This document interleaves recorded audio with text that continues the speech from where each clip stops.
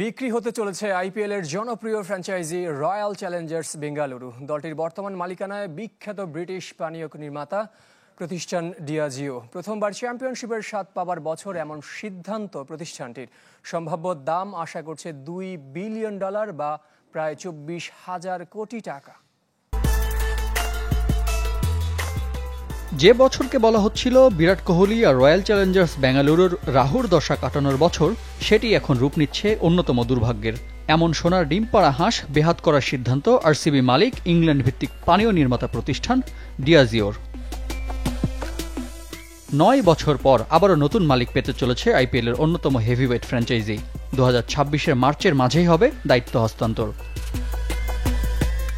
মূল ব্যবসার সাথে অসঙ্গতিপূর্ণ বলে ক্রিকেট থেকে নিজেদের সরিয়ে নিতে চায় প্রতিষ্ঠানটি। আনুষ্ঠানিক বিবৃতিতে এমনটাই জানিয়েছেন ডিয়াজিওর ভারতীয় প্রতিষ্ঠান ইউনাইটেড স্পিরিটসের প্রধান। আরসিবি আমাদের জন্য খুবই গুরুত্বপূর্ণ সম্পদ, তবে এটি আমাদের অ্যালকোহল ব্যবসা থেকে সম্পূর্ণ আলাদা। তাই ব্যবসায়িক বিনিয়োগের কৌশলগত কারণে আমরা এমন সিদ্ধান্ত নিচ্ছি। তবে আলোচনায় আরসিবির আইনি জটিলতা। প্রথমবার চ্যাম্পিয়ন হবার পর চিন্নাস্বামী স্টেডিয়ামের শোভাযাত্রায় নিহত হন 11 সমর্থক। সে মামলা এখনও চলমান। দুর্ঘটনার পর ক্রিকেটও বন্ধ আছে কোহলিদের হোম ভেন্যুতে। ভারতীয় অর্থনীতি বিষয়ক প্রতিষ্ঠান ব্লুমবার্গের দাবি, পুরো ফ্র্যাঞ্চাইজির অধীনে নারী ও পুরুষ দল মিলে ভিত্তিমূল্য দাবি করা হয়েছে 24,000 কোটি টাকার বেশি।